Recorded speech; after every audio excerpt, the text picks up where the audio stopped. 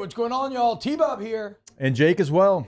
And you're about to watch a little OTB LSU.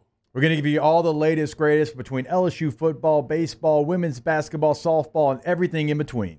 Bottom line, if you want to talk Tigers, keep it locked, subscribe, like it, and we hope you enjoy. Here's a question about LSU's defensive line. Should Jordan Jefferson, and Jake, maybe you can look up a quick snap breakdown, but should Jordan Jefferson be getting more snaps than Maason Smith right now? And if we want to look at grades, again, you know, Maason Smith kind of refining himself still. I don't know why I feel weird saying this, or I almost like there's some sort of natural hesitance to want to say, but like Jordan Jefferson's been better than Smith, correct? Like objectively. Yeah, I mean, if we were taking a look at the grades, I think that would certainly tell that story. I'm trying to right now find. He's one of the highest graded run defenders in. What was he? He was top 10. Yeah, in the entire country right now. And so it becomes a situation where, look, both still obviously have a major role to play. Rotation on a defensive line is invaluable, especially when it's a talented rotation. That's a massive advantage the majority of schools don't have. But like, yeah, I think there's real merit to starting to shift some of those reps in Jordan Jefferson's direction, and then let Maason Smith make those same plays, and then let him get those reps back if he does. Yeah, I'll get you a snap count here in the next break, but I know that it's going up. I know that's going the other way, and that's really with all the defensive tackles. But like he's forcing himself into the game, like in a good way. Like he is finding a way to tell the coaches, hey, you can't leave me out. Like I can't just play 9 plays. I've got to go out there. I've got to be a part of the rotation. And like kind of same thing as far as the edge. Like during the break, I'll pull up what the defensive line rotation looked like against Mississippi State, and then what it looked like against Arkansas. Like Grambling, we're not going to take a lot from that. Florida State, you still were trying to figure some things out. Like that rotation doesn't even show up anymore. Hey, Jake, did we get any numbers on the snap allocation on that defensive line? So against Mississippi State, the defense had 50 total snaps, which is a crazy low number. But Maason Smith had 29 of the 50. Mekhi Wingo had 29 of the 50. Wait, so this is Mississippi State. Okay, yes. Okay. Jordan Jefferson had 18 of the 50, and Jacoby and Guillory had 11 of the 50. Okay. 72 snaps against Arkansas. Maason Smith had 51 of the 72. Mekhi Wingo 54 of the 72. Jordan Jefferson 20 of the 72. And Jacoby and Guillory 17 of the 72. So Guillory played way more than he's been playing. Jefferson about the same, but with 22 more snaps defensively. So they're still picking their spots. I feel like that number should become more even between Maason Smith and Jordan Jefferson. I mean, I don't know. Who flashes on film more? Right now, I think it is Jordan Jefferson right now. And you've got, like right now, I'm looking at the Pro Football Focus grades for the defensive tackles. Mekhi Wingo, 80%. This is for the season, by the way, not just a singular game. Jacoby and Guillory, 67%.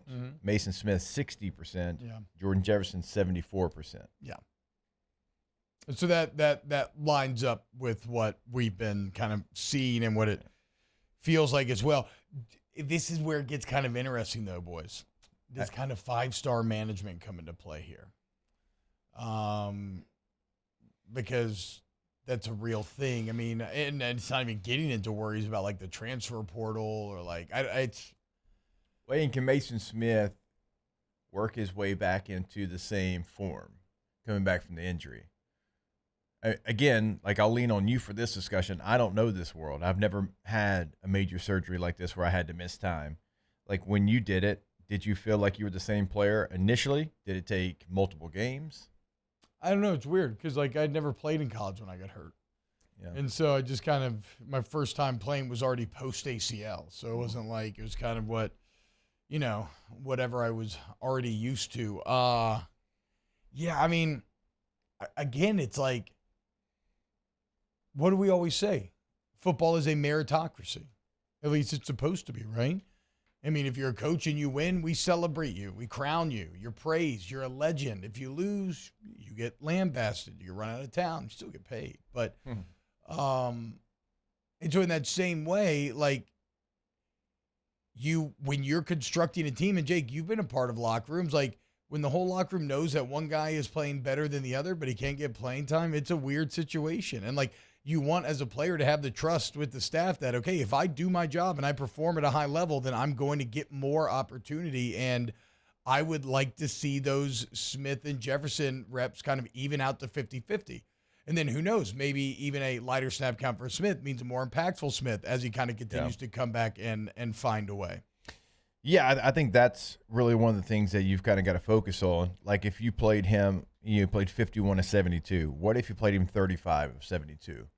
Like what would those 35 plays look like? And as he continues to work his way back into form, and Jefferson I think has earned the right to have that playing time. Now, Mekhi Wingo is your highest graded defensive player, so he's not coming off the field. No. A ton. Like you're still going to keep him out there. Actually, no, he needs to still play the 75% allocation. Of the 4 players that qualify that have enough snaps to be in this conversation, your 4 highest graded defensive players, Mekhi Wingo 1, Braden Swinson 2, Jordan Jefferson 3, actually tied, Jordan Jefferson 3, and Wes Weeks right there as well. And Swinson, Swinson's playing probably, about 75% of the snaps there on edge. What is Savion Jones grading out as? 66.5 for the year. Maybe thought that would have been a little bit better on the year. Maybe this game last time took him down a little bit. William Anthony says meritocracy is going to slowly erode with NIL. Booster pays top dollar and the dude doesn't play, ruffling someone's feathers. That is not crazy, right? In the NFL, Jake, you see it all the time where if 2 people are equal, or maybe even like the undrafted guy is slightly better, they're going to stick with the guy that they paid and have invested in because they have resources there, right? And they don't want to lose out on those resources. I see what that drafted guys are always going to get priority. Yeah, exactly. The GM doesn't want to look like an idiot. He wants to look right.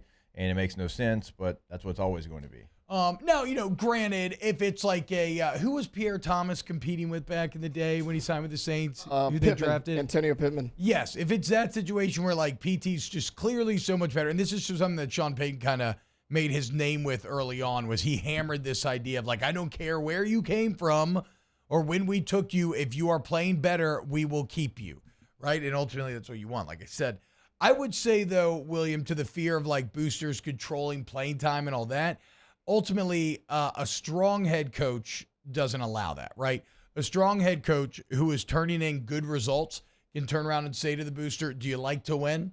Okay, because we're winning, and we're winning because we do it this way. And if we stop doing it this way, then we're not going to win.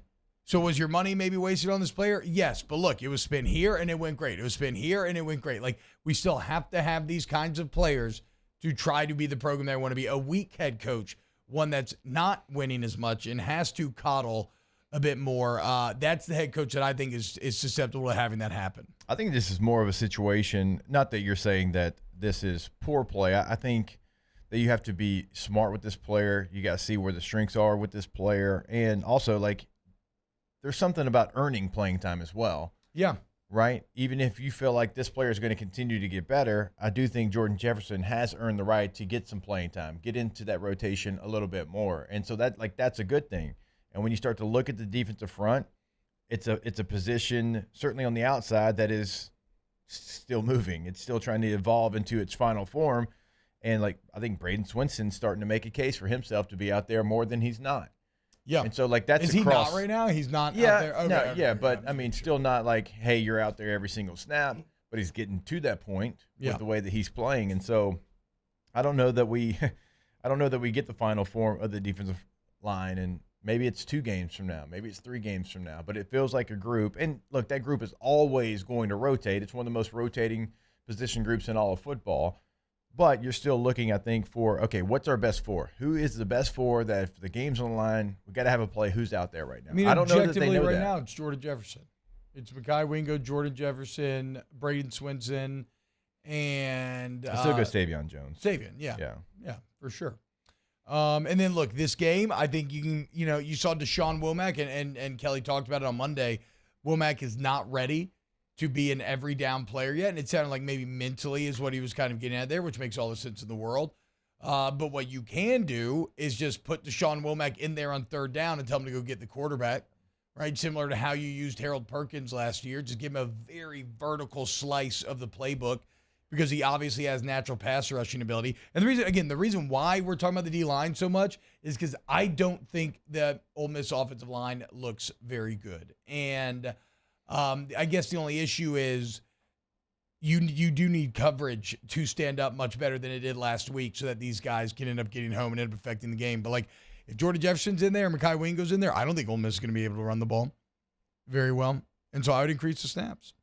The one thing for Deshaun Womack before we move on, like if he gets in there and he's the third down guy, and I always love when somebody asks BK a question and, like, he knows, like, exactly what's going to get asked. He's already kind of prepared himself, and he has like a little laugh before he answers it. And this is a young player, and because he did the same thing when he's asking or answering the question about Will Mace, a young player that has a skill set. Mm-hmm. But when he gets in there, you have to make sure that you're not using the same move every time, because I've been in a team meeting where somebody flashes like that, and you're like, hey, this guy flashes, but look, he does this every single time. And now we're going to scheme up to what this guy's doing because he's got one thought process: get to the quarterback, okay? Yeah.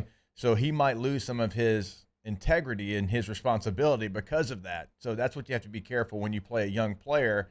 That's why you pick your spots. And maybe it's 7 pass rushes in this game. Like a bat out of hell, 7, but you don't go out there and it's not 25 pass rush reps. No. You probably won't have like 25 obvious.